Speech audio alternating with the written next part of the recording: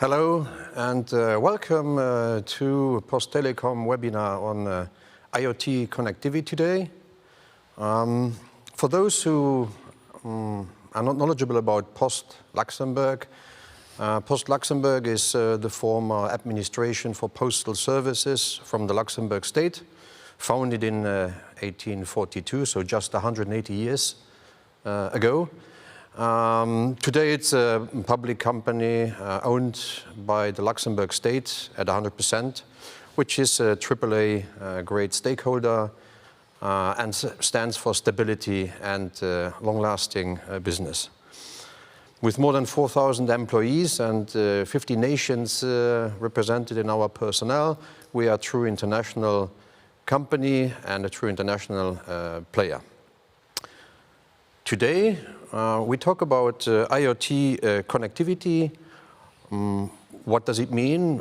Where does it come from? And potentially, and most important, where does it go to? With me on the panel today, we have some colleagues from Post. First of all, we have George Clausen, who is the head of telco application and ICT infrastructures, and responsible for the core telco, mobile telco applications. Welcome, George. Thank you. We have Nigel Lickops, who's a product owner of IoT Connectivity. Is a senior member of our team and has over 15 years experience in IoT Connectivity. Welcome, Nigel. Thank you. Hello, Laurent. Hello, Georges. And thank you for the people attending this webinar today. Thank you. Why do we talk about connectivity on IoT? Well, you see it on this slide. The IoT connectivity is prone to grow really fast in the next years. We see that the connectivity of Internet of Things is more than doubling in the period of 10 years, and it represents a compound annual growth rate of 11% every year, year on year. So it's an important market, it's developing fast, and as it says, IoT connectivity is part of the subject in IoT. So this is why we would like to go into this subject. If we analyze the figures that we have from GSMA, we see that the percentage of cellular licensed connectivity is actually stable. It stays 14% in 2020, up to 14% in 2030. But as the total sum increases by 2.8, the licensed cellular IoT connectivity will also increase by 2.8. So an important subject and an important point that we would like to analyze and share with you. Now, where does the growth come from? Is it wearables for consumers, or is it Wi-Fi printers? What we see on this chart, which is also coming from GSMA, the representation between consumer IoT and enterprise IoT. And we clearly can see that enterprise IoT, so which is a business-to-business use case application, is growing much more than the consumer IoT. There seems to be a certain threshold which is achieved already in consumer IoT, but there is an important backlog in enterprise IoT and digitalization of companies, which will materialize in the forthcoming years.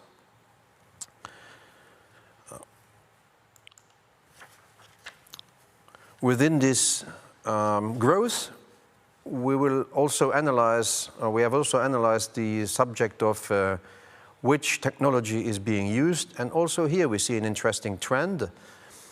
The trend goes partially at the end of this period, which we observe, away from pure cellular connectivity to the low power wide area connectivity technologies. This is due to the increase of IoT devices that will be using batteries that need to power for a long period of time, and hence a low power technology is really important to enable these devices to function over a large period of time. So having said that, this is the scene that we can put.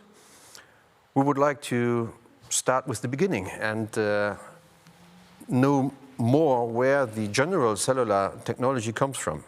So, George, can you share with us?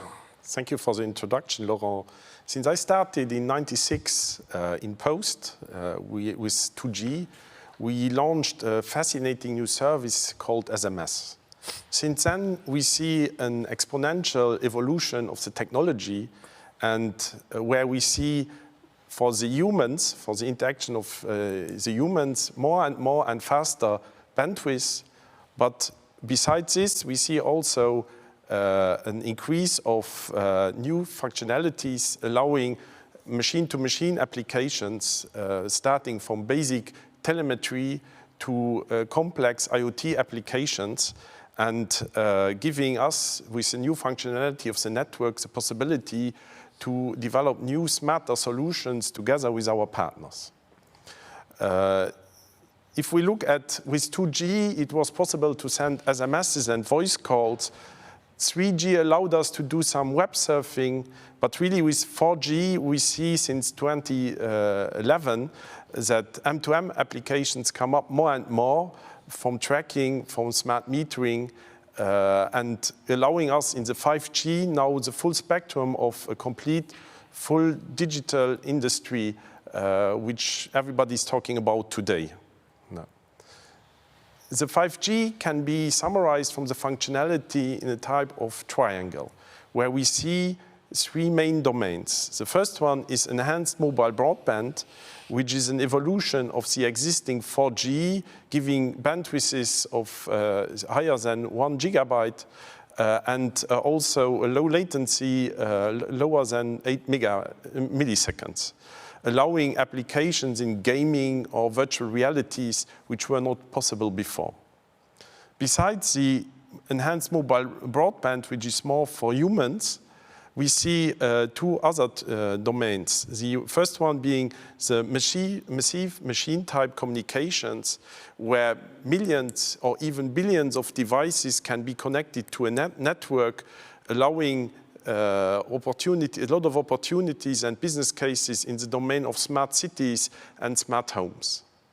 The third domain is the ultra-reliable and low-latency communication, which means it has to work always and have low latency required, for example, in self-driving, but also in industry automation and also mission-critical applications, for example, for the governmental communication in case of incidents. Besides the fact of the local possibilities of the network, we have to look at it on an international view, where roaming is vital, in particular in Europe, when you want to reach a global footprint. Therefore, we see today that 5G is still for machine-to-machine in the standardization phase.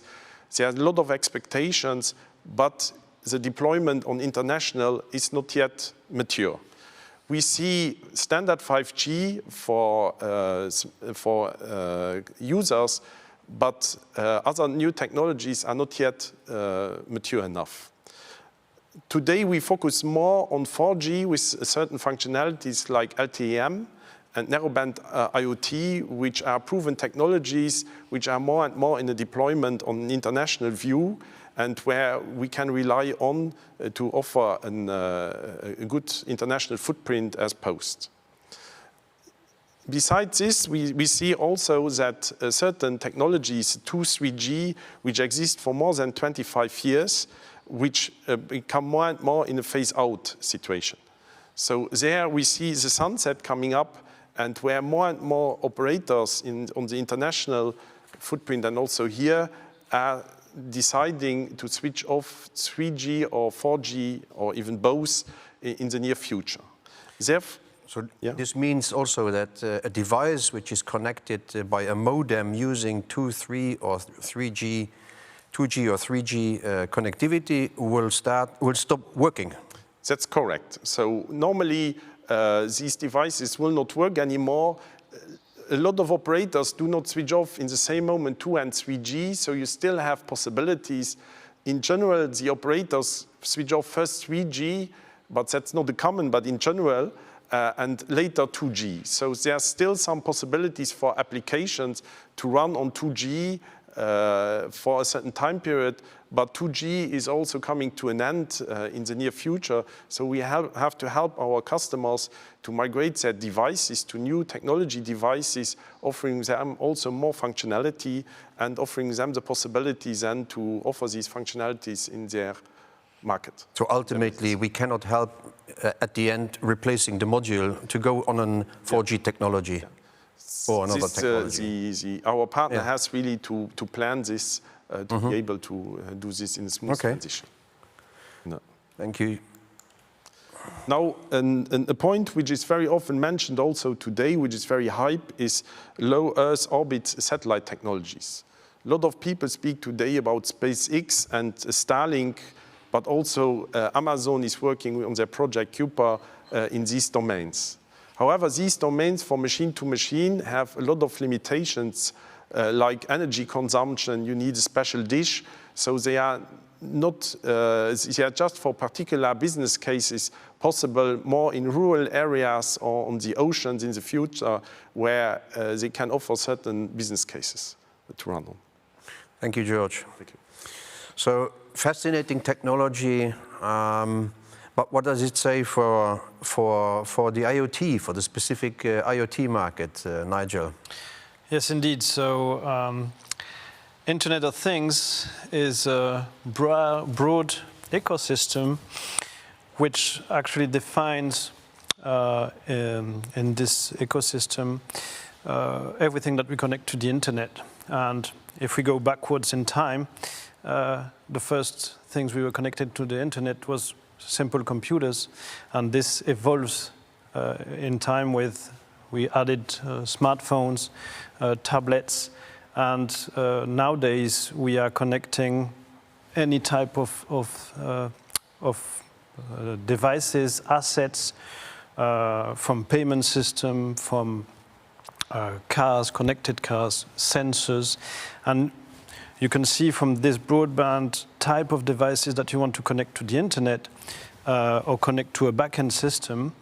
When you talk about an Internet of Things ecosystem, then you talk about devices connecting to a backend system, to an application.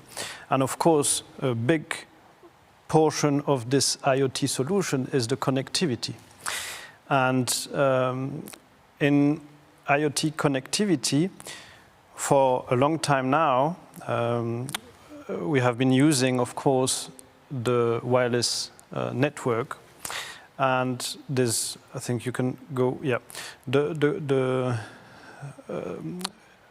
In order to, yes, to have,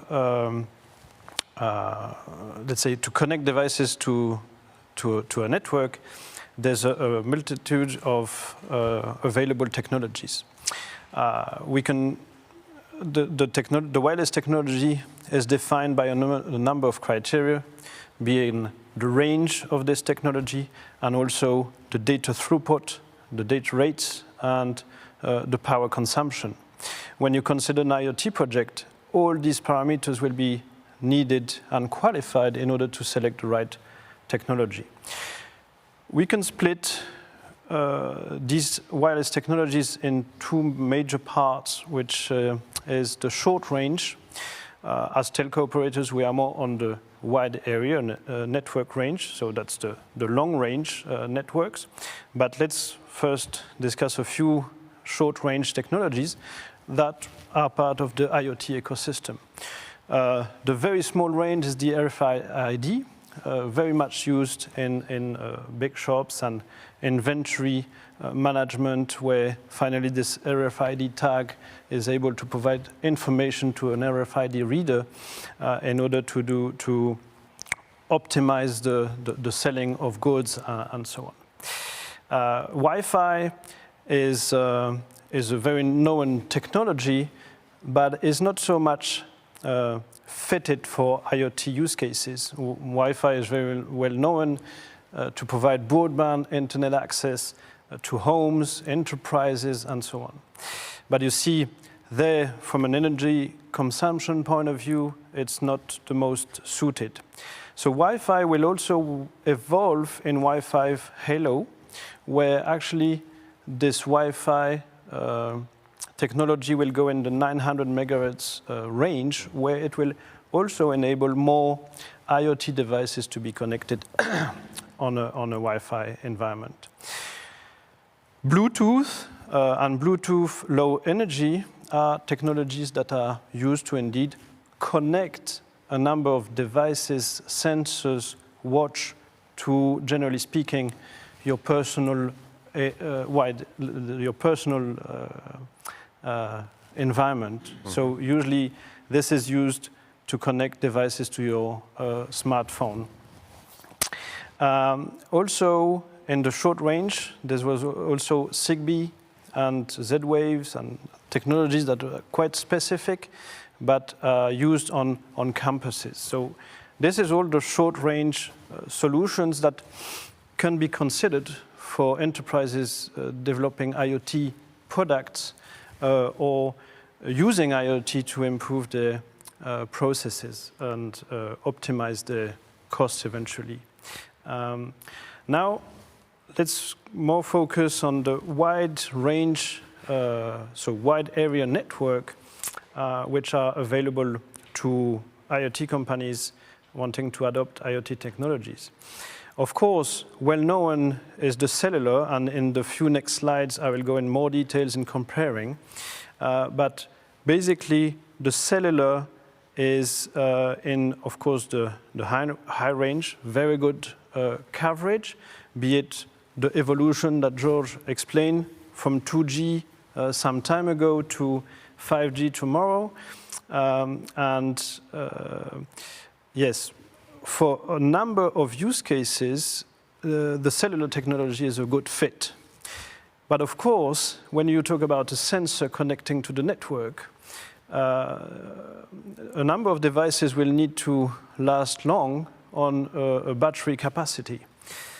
This is where there's been in the past few years, a big development of low power wide area networks, be it from the licensed spectrum, so more from the telecom industry, evolving the 4G standards to LTE-M and NB-IoT in order to reduce power consumption and extend the range of the mobile network to be able to connect more and more devices which could be connected without having a power supply. And also, there's the unlicensed low-power wide-area networks. The most known are the Sigfox technology and the LoRa technology. I will go in more details afterwards. So let's first have a look at cellular technology within the IoT space, and a number of parameters are needed to evaluate when you are considering an IoT solution. Going from evaluating the coverage, energy efficiency, the data rate, as I said earlier on. Also, mobility is important, the latency, and eventually, of course, the cost. The total cost of ownership of an IoT project is very important. If we focus on cellular, of course, going from 2G to 5G, we noticed that indeed the cellular technology was developed for consumer, but was also a good fit, if we look at 2G and 3G, for a number of machine-to-machine type communication, which was the previous buzzword before Internet of Things. If we look at 2G, so the coverage is very good. I mean, every country has multiple operators with wireless technology available. most of 2G, 3G, 4G, you have also roaming agreements all over the world. So deploying a machine-to-machine communication solution is quite easy in a way that you contract with one operator and you are able to provide connectivity worldwide. Also to be considered for some IoT project like smart metering is also the indoor coverage. And there, in 2G, I would say compared to low power that I will come afterwards, the indoor coverage is, let's say, medium. Some buildings block the frequency and yeah, so indoor coverage is medium. In 3G, it's even lower. 4G and 5G will be, and this is where we have the low power technologies in order to cope with the fact of having 4G and 5G increasing the bandwidth, the latency, and yes, to have real-time interaction. As from the 4G, we have deployed, or the standard has deployed the LTE-M and NB-IoT, or low power wide area network, in order to address the fact that the cellular networks need to be adapted to fit the needs of new type of devices connected. But generally speaking, a number of IoT use cases will continue to work with cellular technology and will require cellular technology. If we talk about connected cars, autonomous driving, of course there, the latency that 5G will provide will be a must-have for such use cases. From a cost point of view, and that's also the challenge in a way of these technologies, in order to provide broadband, let's say, access to the network, you need a quite strong meshed network in the different technology. And the higher you go in frequency, the higher you can do broadband access, the more you will have a dense network. So this is not completely in line with some IoT use cases. We see here on 5G, on the cost side, a mention which is very high. Is this something which is now, as we are in the early phases of 5G, and this is prone to be reducing over the time to come to so-called normal levels that we know today in the future as we expand it? Yeah, that's right. So indeed, nowadays 5G is in the beginning of the deployments. So today, 5G devices, you will 5G modules in your smartphones, a number of high-end smartphones.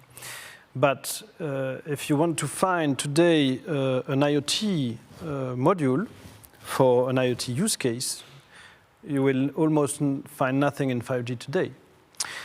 Because 5G will be deployed in different phases, as explained by Georges, if we look at the three main use cases. And actually, 5G will be deployed first for the consumer environment, high bandwidth, low latency. Yeah. So it will be first the mobile devices will support 5G. And in the next phase of deployment of 5G, we will add the massive machine type communication.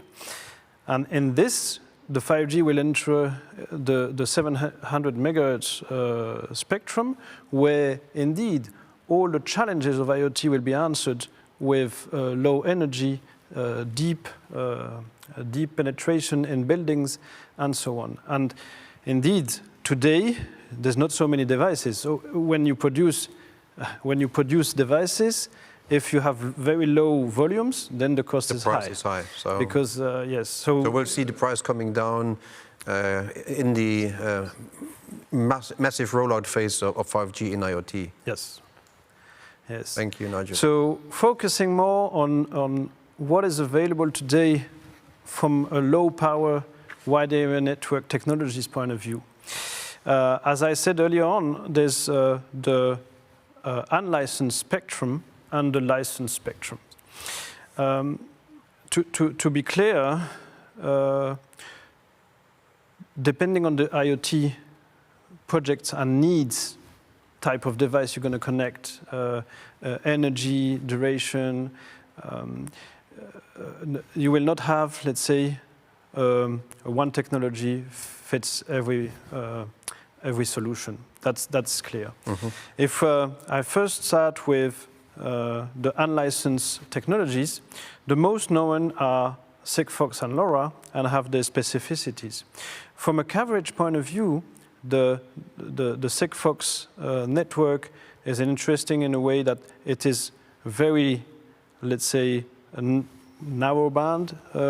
It's using radio waves, and meaning that with a few antennas you are able to cover a big range. That's interesting. On the other side, Sigfox is a network owned by Sigfox from the connectivity point of view, and also including the Sigfox cloud. But due to this, you can see it as sending very low information. So the messages sent on the Sigfox network is something like 10 times smaller than an SMS. So it's very interesting for sensors sending information every day, every month.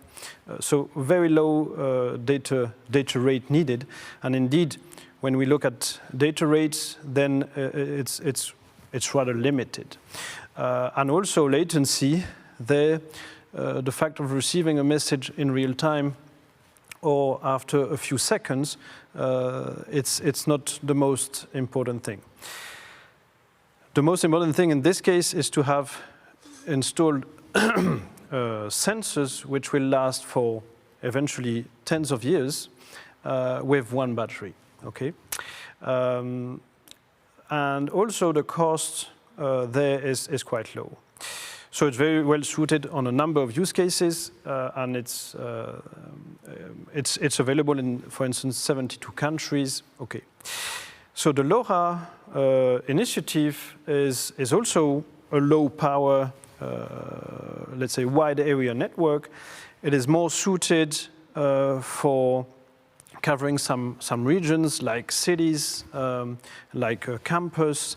The interesting thing about LoRa for some use cases, for smart cities, for instance, is if the smart city wants to own its own infrastructure, then the LoRa is a good option. You can own your own infrastructure for medium range, wide area network. Sorry, I cannot see. Okay, but indeed, again, it's a low power network, more in the range of yes, having your own connectivity for like smart cities, campus, and so on. Again, focusing on deep penetration, a small number of antennas to cope a region, and of course, from a cost point of view, it's optimized for that. Now going to the licensed spectrum, and is what we as telecom industry are providing to the market, is LTE-M and NB-IoT. LTE-M has been more developed by the North American operators, and NB-IoT is more used, has been developed by European operators and Asian operators.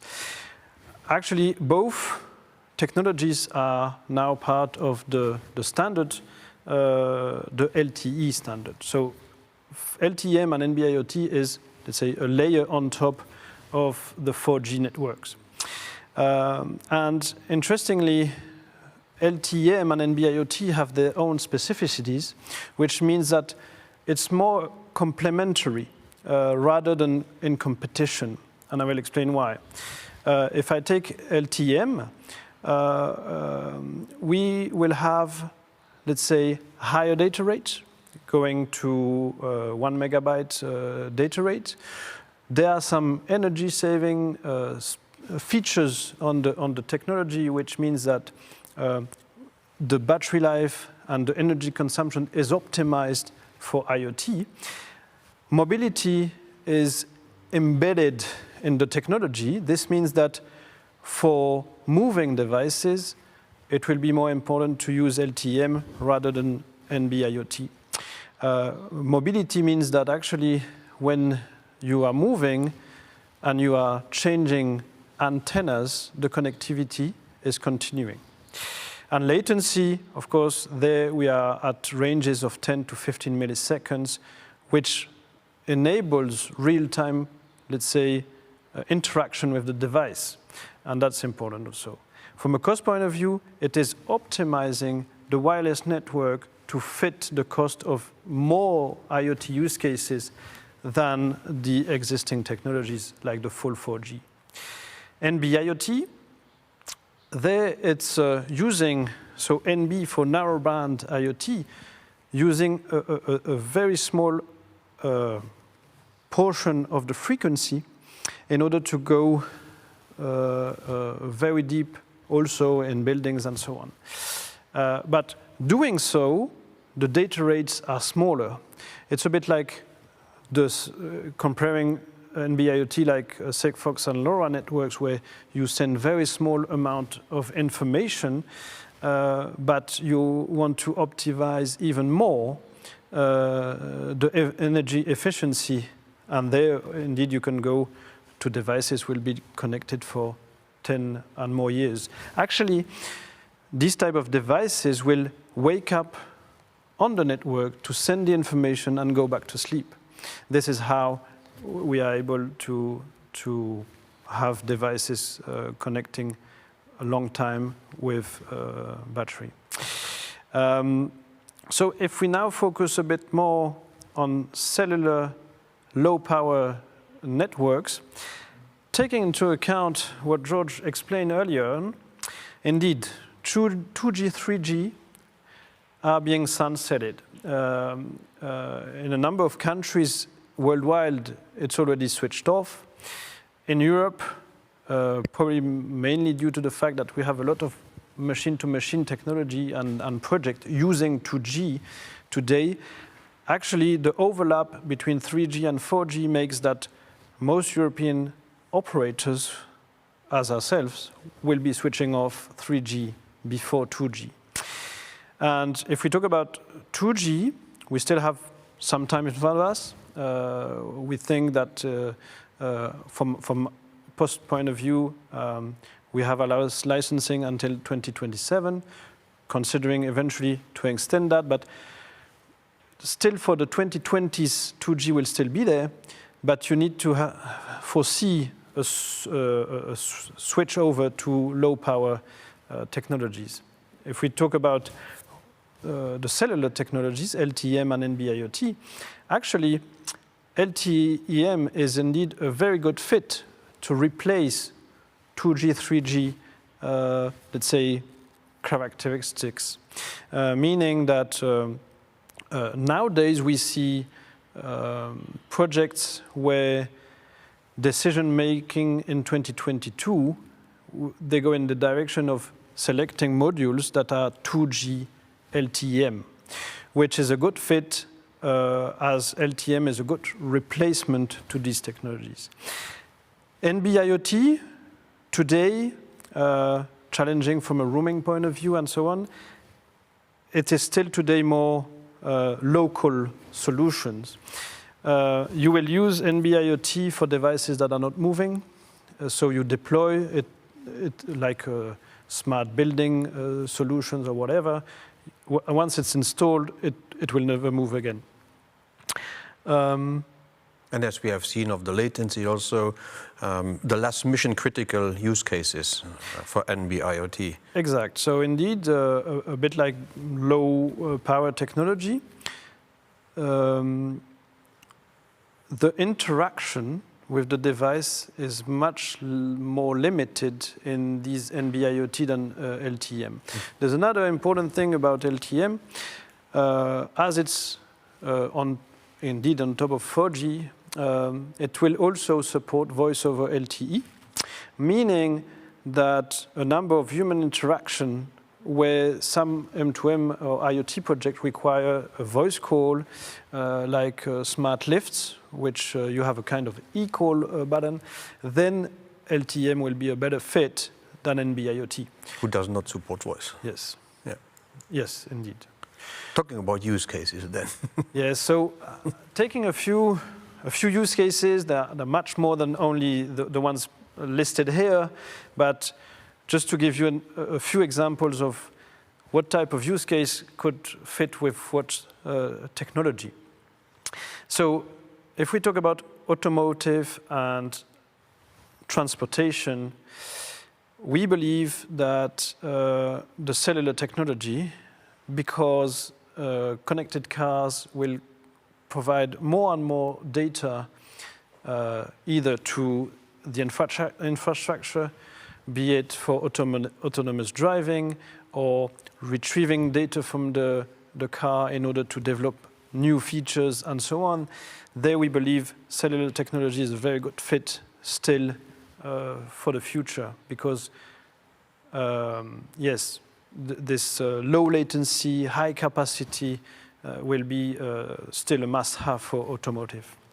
If we talk about healthcare solutions, a number of healthcare devices will be a good fit for NB-IoT and LTE-M, eventually for elderly people. As I said about voice support, it will be important for LTE-M. If we talk about manufacturing, eventually smart cities, smart metering, for some smart metering project, you don't have a power outlet where you install your smart meter for water meters and things like that. And what you want from water meters is information about the water index, for instance. There, of course, the Sigfox or NB-IoT or LoRa technology will be a good fit. Yes, other examples of POS. POS is also a very important aspect. There, due to the fact that when you are paying, you want to have real-time interconnection, we also believe that cellular and eventually LTE-M will be a good fit for these industries. So, to conclude, what is the best IoT connectivity technology for your use case? Well, it will require that you, let's say, analyze the needs. You will connect an object, you will define an IoT use case, and you will actually need to analyze the specificities of the different technologies available in order to choose the right technology. And this is very important because the decision you made today will impact in the coming future. So if you do a mistake today, indeed, it can be business critical. And the conclusion, and as we saw, there's a number of cellular, low power technologies. Well, you see a nice picture. Indeed, there's not one size fits all. Every technology will have its specificities to answer some needs of IoT use cases. Thank you, Nigel. Thank you very much for this insight. So we have seen it's quite a diverse subject, and as Nigel pointed out, the choices you make will accompany you for a certain period of time. So I think the analysis and the thinkful choosing of the right technology is very important in going forward in your IoT deployment. I would like to say that equally important is also the choice of your connectivity partner.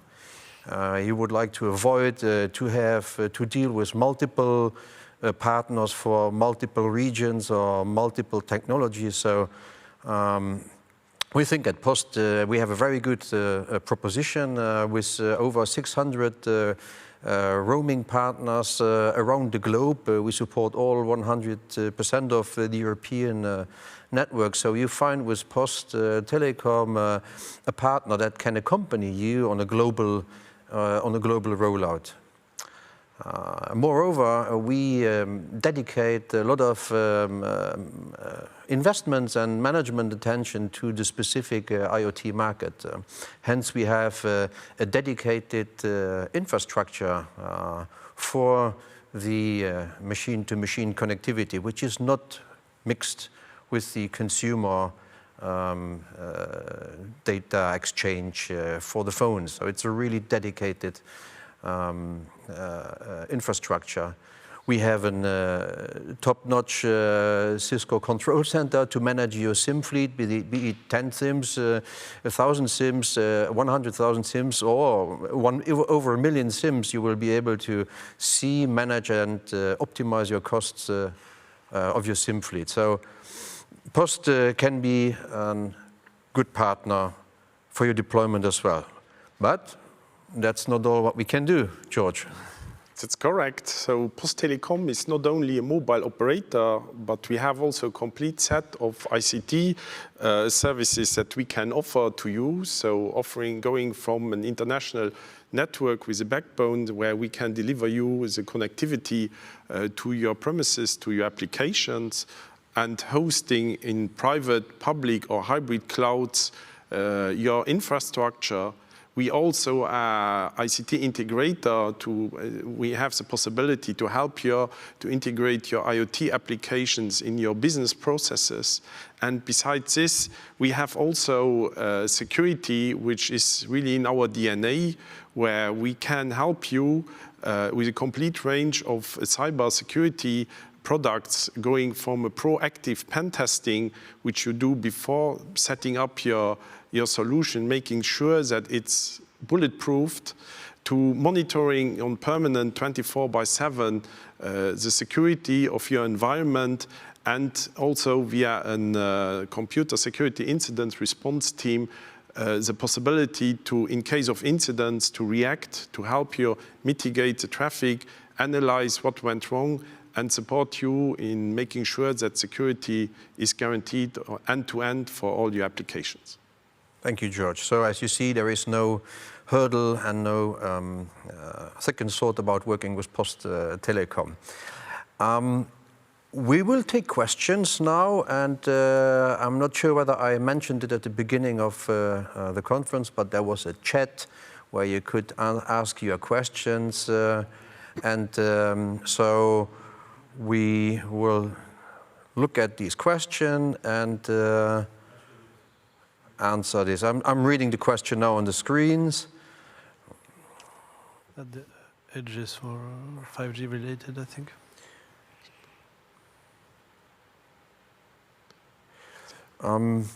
We have one question here about security on the networks, which is an important topic. I mean, we touched it very slightly. George touched it. Would you like to explore a little bit more on that subject? Yeah. In particular, with 5G came a lot of new requirements in the security domain.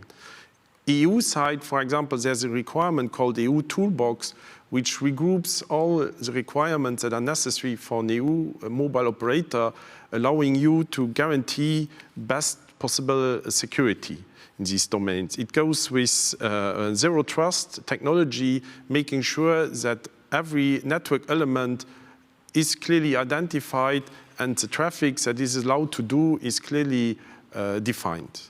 Besides the 4G, where you had already the possibility to have a specific APN guaranteeing you that the flow of data is clearly your flow, even in a shared infrastructure, we now have with 5G also what is called network slicing, new possibilities to guarantee even stronger, guarantee this functionality, and also guaranteeing a bandwidth which fits exactly your needs, which is also very often a requirement in the security domain.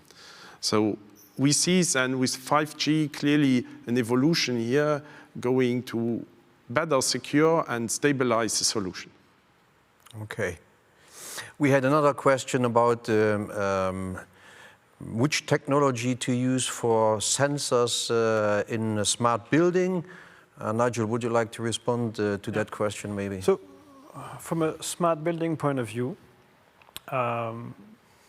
do we recommend any specific wireless technology? It will depend on, there's a number of technologies used in smart buildings, of course, and the thing is that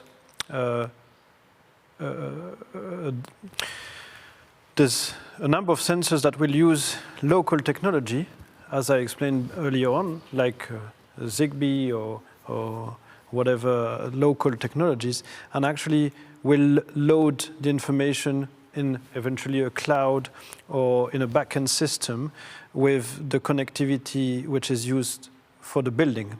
And the building can be used fixed networks like optical fiber and so on. So actually, these sensors are generally speaking connected to a communication hub, which then will use fixed connectivity or wireless connectivity like 4G, 5G to upload the information in the cloud or in the backend system of the customer. So smart building is a very specific environment. I think it will be a mix of devices which will be connected to hubs, then going back to the cloud. Now, a number of sensors, like fire sensors and whatsoever, could in the future be connected directly to an NB-IoT, have its own connectivity and not rely on the connectivity of the building. This way, if the connectivity of the building crashes due to a fire or whatever, then the fire notification will be directly to the mobile network. So I see more a mix of technologies in order to address the smart building challenges. And it depends on the use case again. I mean, if all the information stays in the building itself, we can think about the local solution and the transmission technology. If the smart devices are being monitored for multiple buildings, then we have to think about a different technology. And if the sensors are one way only, just sending messages is a different technology than if they are interactive and needing to receive messages or voice and relay these messages into the machines. Yeah. We have another question here. Is 4G phase out already planned? I think this goes for you, George. Correct. So 4G phase out is not yet planned. What we see is the different generations come every around 10 years. So we saw, for example, 4G came in 2010, 2011, 5G 2020. So we do not expect, however, 4G to be phased out in the near future. The reason for it is with 4G, in comparison with 2 and 3G, we go to an IP technology and we have more flexibility in these domains. So from 4G, for example, to 5G, it's much smoother transition already than from 2, 3G to 4G. We have, with 4G and also 5G and coming up in the future, other possibilities to adapt the frequencies. So we do not see that the interruption or the phase out of 4G will be as abrupt, as brutal, if I can say it like this, than 2 or 3G. So it will be a smooth transition, much smoother than it was before. That's clear. And it's far off in the horizon. Yeah, it's certainly, I would say, 2030. Some operators might think about it, but I don't see it coming soon. Okay. Thank you very much. So, and last question I would like to pick up because of a personal interest for me as well. I see 6G. We hear already in the industry 6G as a buzzword and popping up. Is there anything we can share already today about this subject? 6G is still in the first phases of standardization. There's a standardization agreement called 3GPP, which is standardizing the different generations. So it's still far away before 6G will come up. What we see, however, is probably the standardization phase will be finalized in the next 5-6 years and then going in operations around 2030. But we see it really also as an evolution. As I mentioned before, 4G, 5G, 6G, it will be a much smoother evolution from the functionality. And the business cycle is, as you mentioned, a decade, 10 years. We have to think about 10 years business cycles. It's the 5G coming in right now. We have another 10 years before 6G might eventually see reality. And if we see, for example, 2, 3G stayed for 20 years. Right. So before being phased out. Yeah. So for 4G and for 6G, so there's still a long way to go. Long way to go. I just saw another question that may be very interesting for the audience, so I'd like to pick it up, which is the subject of eSIM in the IoT domain. A broad subject which we will not be able to touch in a couple of minutes, but maybe we can generally speak about what is happening and what is eSIM and what does it mean in the IoT world, Nigel. I think indeed to go in more details about eSIM, we will for sure foresee a future webinar. But yes, in order to cover all the details. In order to answer that question, so what are the advantages of eSIM in the IoT space? Of course, when you produce devices, IoT devices, today machine-to-machine devices, and you produce these devices with embedded SIM, like MFF2 chip. The thing is, without eSIM technology, you are, as soon as you produce this device, you are having one operator on the SIM, and then you are stuck with this operator for the lifetime.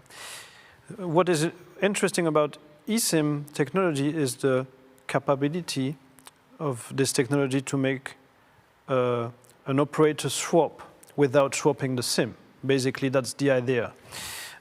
So one of the interests is to be able to produce IoT devices, ship them all over the world, and only load the final operator for at the moment where it is used in a given country. You produce your devices in Europe, you ship them in the States, and in the States it will be loading a US subscription. Other advantages is indeed with the SIM swap, you can have a kind of insurance model where finally the technology is embedded in your solution. You first work with Post, for instance, as also providing the SIM and the connectivity, and you have a 2, 3, 5, few years contract with us, and eventually as an insurance model, if you're not happy, usually it's not the case, but if you're unlikely happy, event, as they say, you can always then process a SIM swap and load in order to have the lifetime of your device longer. And indeed in M2M and IoT, the accessibility of the SIM is a challenge. This way, this eSIM technology is answering the fact of being able to swap operators for different purposes. So, thank you, Nigel. So basically, the capability of changing the profile, be it out of unsatisfaction or be it because you want to load a local profile for a local deployment on that device. So this is the basis of the eSIM technology. And I'm pretty sure we will have to organize the next webinar about that subject specifically. Yes. Okay, well, this concludes our webinar of today. I sincerely hope it was interesting, enlightening maybe for you. If you have any additional questions that come at a later stage, we are more than happy to answer them individually. So please reach out to us. And I would like to thank the rest of the panel. So thank you, George, for being today with us. And thank you, Nigel, for being today on this stage. You're welcome. Thank you and goodbye.